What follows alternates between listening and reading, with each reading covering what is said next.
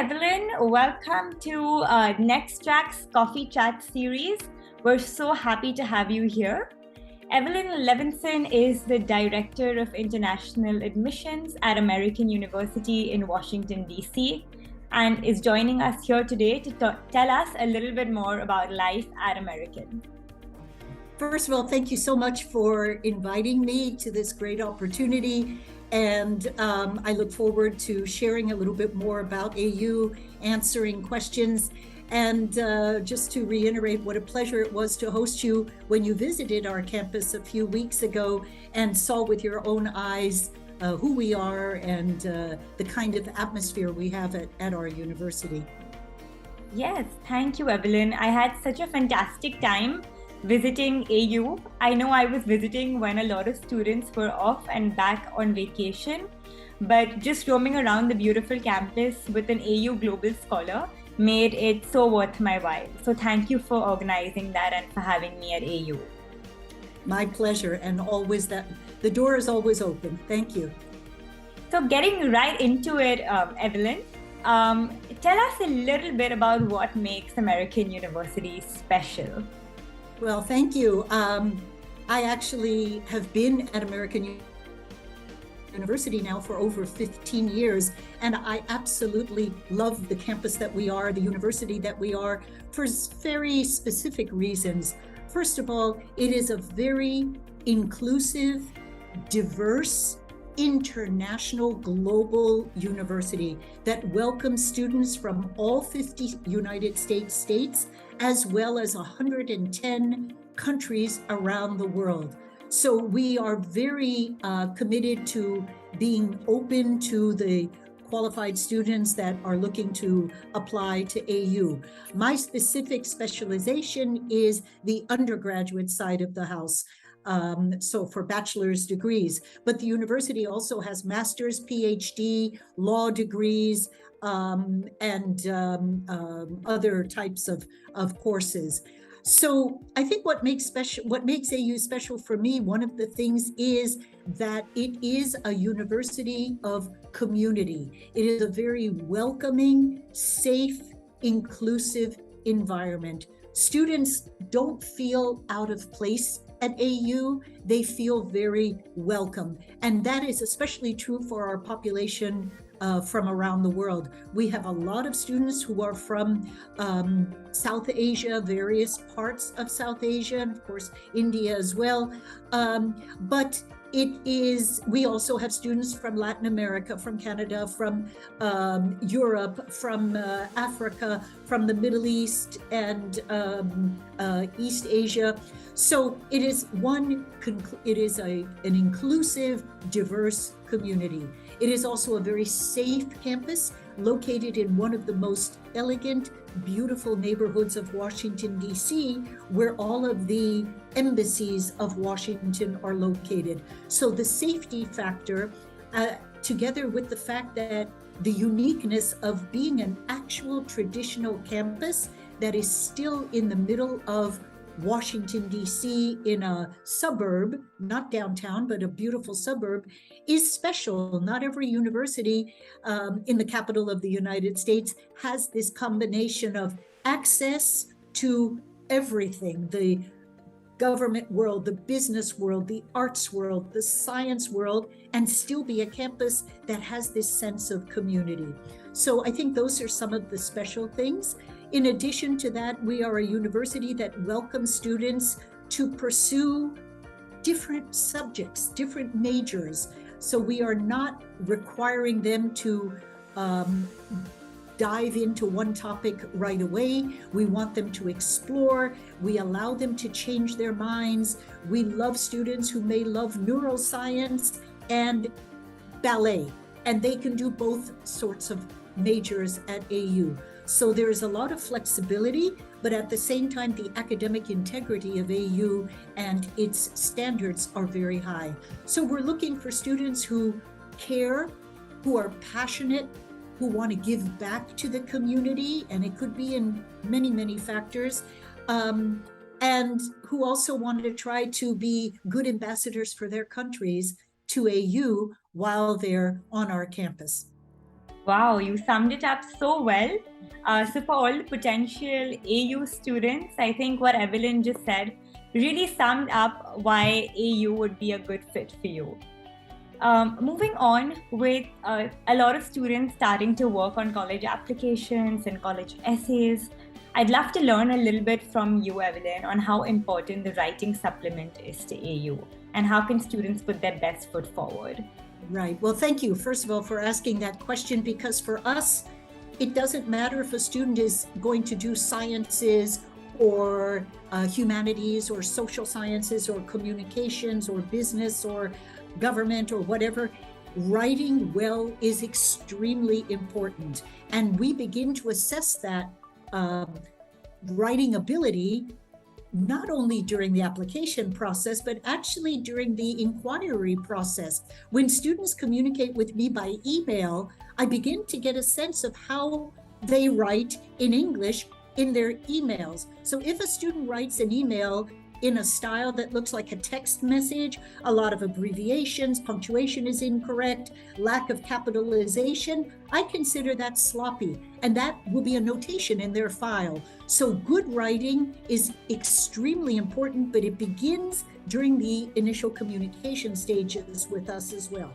Now, when we get to the actual application, at American University, we use the Common Application, which other universities, of course, use, many others use as well. There are essays that are required through the Common Application, and AU has its own additional page where there is an essay that asks, why are you specifically interested in American University? We read every word that a student writes in their essays. So we are looking for honesty, precision, accuracy, and for the student to tell us something about themselves that we don't already know from the actual application. So it's not repeating their biodata or their curriculum vitae, it's addressing whatever the topic is that they have been assigned. So yes, writing is very important because we know how important that is going to be when they become a student at AU. Yes. The classes are small, the requirements, it's not just tests, there are papers to write, essays during the studies at American University. So we want to have them start on the right foot and not be penalized if they're not good writers. Now, they don't have to be Shakespeare, but they do have to pay attention to the way they write, and always, always to be honest. It's their voice talking to us. No, I totally agree, and I love the point that you made about how you will notate that in their file if the way they write. And just coming off of that, my next question is a little bit more about demonstrated interest and how important demonstrated interest is to American University, and what are the best ways that students can really demonstrate interest? Right, that's a great question. And at American University, we receive almost 21,000 applications a year for 1,700 seats.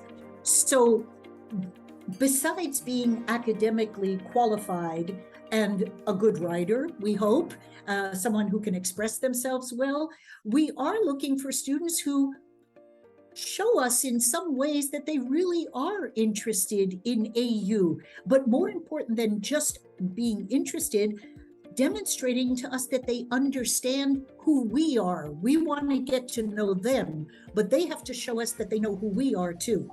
So demonstrated interest does play a role. It is something that we assess in a variety of different ways. It could be that the student signed up for a presentation that we either delivered in person or via a Zoom meeting or webinar. Or perhaps if they were able to travel to the United States and visit campuses around the United States, they made sure to visit AU as well and to sign up for a tour. We don't penalize someone if they don't come to campus. They don't have to do that, because there are other ways.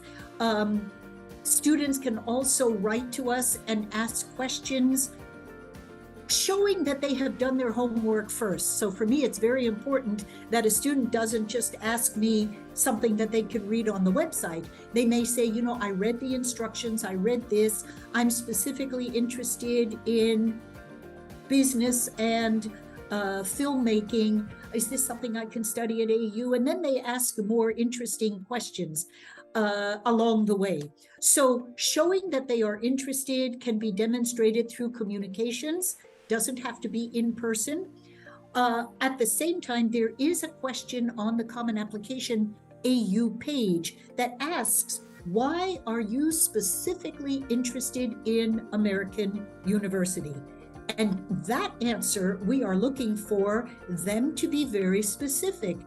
That means we expect that they read the information about AU and they said, oh my goodness, I love the fact that it's in a beautiful, safe, environmentally green campus, and I can study dance and biochemistry and business together or something. They're telling us the reasons why they are specifically interested in AU. The answer, I love AU because you're in Washington, D.C., is not a good answer. There are 12 wonderful universities in Washington, D.C. I want to know why you're interested in AU, not DC.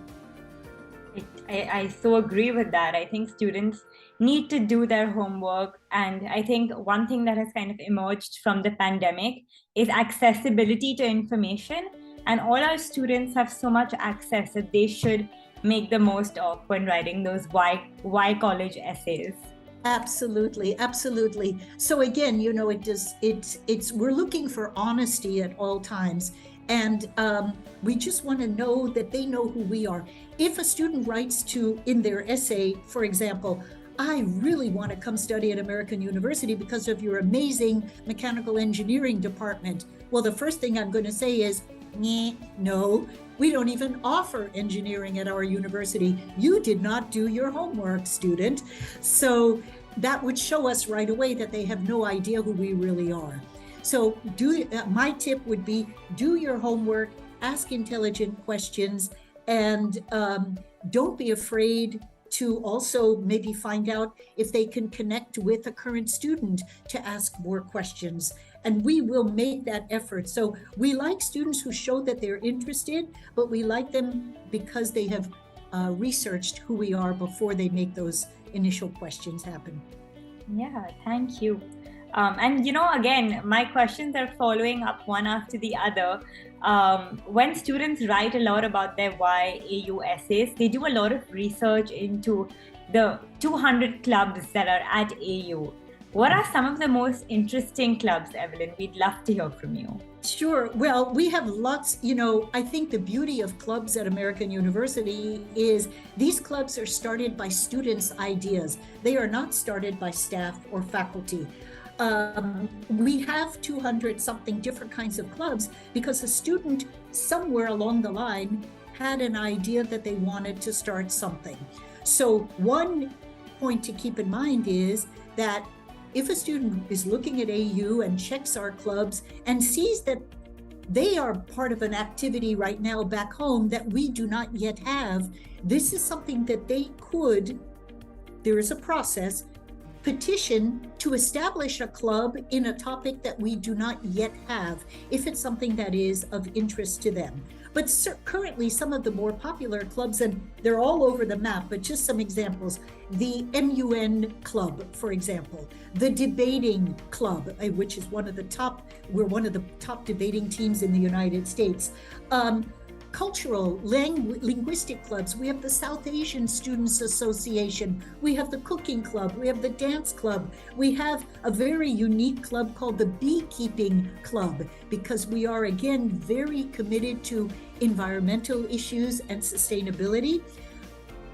And on one of the buildings at AU, they actually keep bees and collect the honey from the bees and donate that honey sometimes to children's hospitals or to shelters, or sell the honey to raise money to give back to charities and groups that need that. So and then there are business clubs and investment clubs and this club and that club.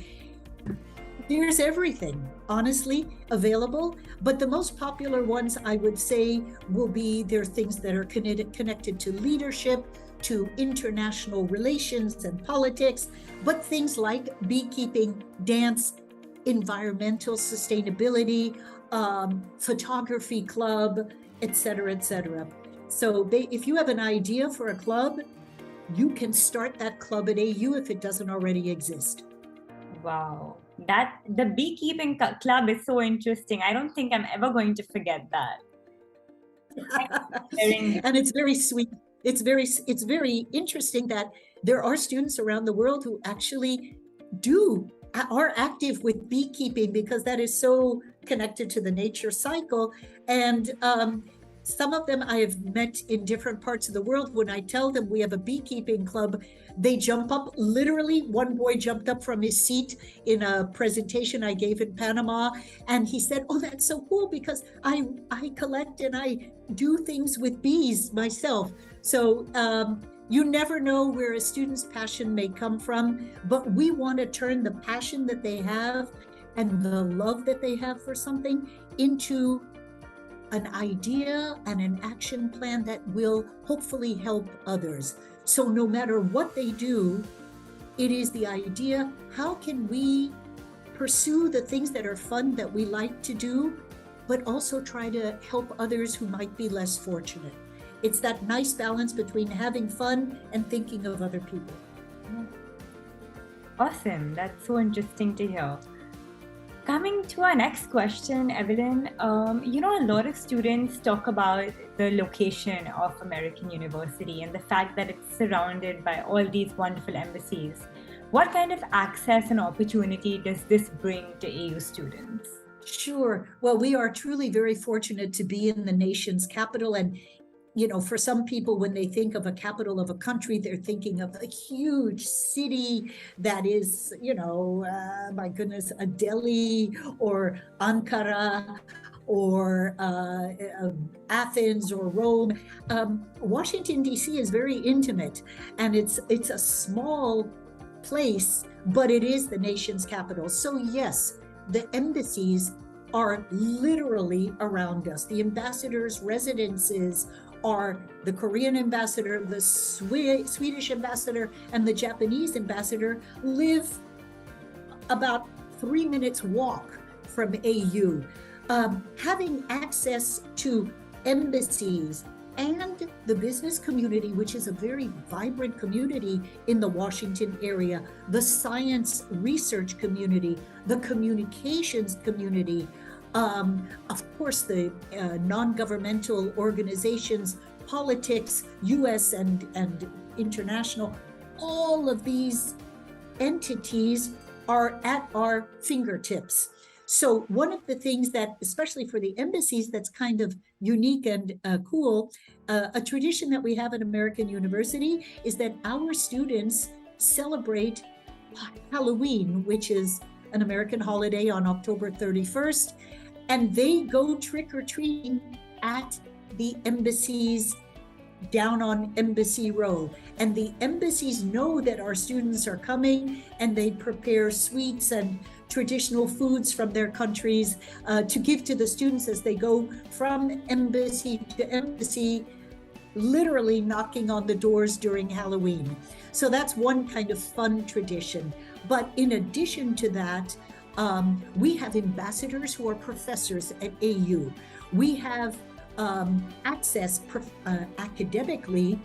Many of our faculty are of some connection with an embassy, either have worked overseas in that country or know people. So when it comes to things like internships, the opportunity to get experience, there are embassies that participate in our internship fair that we host twice a year. Our Career Center organizes this. So the embassies will be looking for students to come and work for them. Now, internships mean that you get a lot of experience, but you're not getting money to be an intern, but you are getting wonderful experience. And I have had students who have interned at the Embassy of Panama, the Embassy of the Dominican Republic, the Greek Embassy, the Indian Embassy. One of my young ladies, Roshni, interned at the Indian Embassy, which is just down the street from us. You have to be a good student, but if you are, we will help make connections. Now, we don't guarantee a job for everybody or an internship, but they are looking to us because they know that AU trains students well in public speaking skills, how to interview well, how to prepare a CV, a curriculum vitae, resume well. So the embassies are very connected. They have open houses. When a new ambassador arrives in Washington, at American University, our School of International Service will invite the new ambassador to speak at our university and introduce their country and their after they have received their credentials. So we've had guest speakers on campus who are ambassadors, as well as faculty who are former or current ambassadors.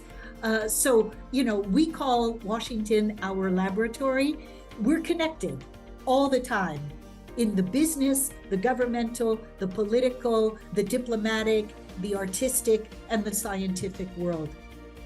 Lovely. And I think the example you shared about what students do at Halloween just shows the kind of relationship AU shares with all the embassies around the vicinity. So that was a very cool insight that you shared with us, and something I'm sure our students would check up a lot more on. Absolutely. Coming to my last and final question, which is in two parts. What makes an ideal AU student, and what tips do you have for students considering AU? Okay, thank you. That's, of course, a very good question. There isn't one magical answer, but I will say we are looking for students who are good students, strong students. They don't have to be perfect, but they have to be good students. And good for us means throughout their secondary school career, from the ages of 14 to 18, because that first year of secondary school, it does count for us. So academic strength is important. Good communication skills is important. A student who is passionate about wanting to make a difference in the world.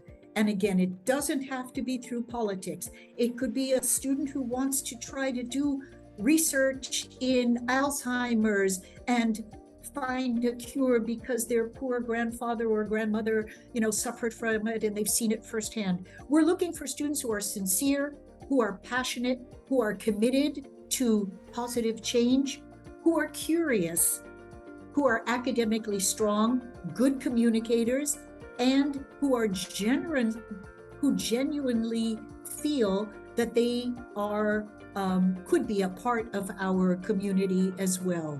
So those are some very broad features that we're looking at. We will, of course, be looking at TOEFL or IELTS or Duolingo to double check that English proficiency. And yes, students coming from secondary schools in India would be required to submit that one of those scores. One of the things that we do not need, want, or care about at all is absolutely no SAT or no ACT required at all at AU. And this is something that I'm very thankful. I created that policy over 15 years ago when I arrived at American University. If they're outside the United States, we really, really do not need an SAT to know if they are a good student or not. So luckily, quote unquote, during the pandemic, of course, that became much more relevant since access to testing centers was not available. But I can assure students from who are listening to this recording that the last thing we want is we do not want SAT or ACT, but we want a good student who shows an upward trend continuously. So some of the tips that I would recommend is please read application instructions carefully before you begin the process. every university in the United States has may have a different deadline, different requirements, different score minimums that they're looking for. So we are not, in the United States, we are not controlled by the Ministry of Education down, we are grassroots up, right? So every school, whatever they say, they are correct. My presentation could be very different from someone else's, but they are correct and I am correct as well. So one, read instructions carefully, know what the deadline date is, and understand that a deadline date means everything that we are looking for is submitted by the deadline date. And that includes not just the common application, not just letters of recommendation, not just transcripts, but the English proficiency results of Duolingo, IELTS, or TOEFL, one of them. And if they are not US citizens, an international student must, for American University, submit a bank letter showing that they have sufficient funds to be able to study at AU, and that is approximately all-inclusive for 1 year, approximately $74,000 US a year. We must have a complete application file on record, or else we don't look at the application. So if they're missing something, their file is incomplete. So my tip is check the deadlines, check the requirements, submit everything on time, and ask questions. If you can't find the answer on the website, please reach out and check with us to make sure that you are doing everything properly. But first, again, always do your homework first. Thank you so much. These tips are so insightful, and I totally agree with you. Students should check and must check the requirements that AU has mentioned very clearly on their website and plan backwards instead of scrambling at the last minute.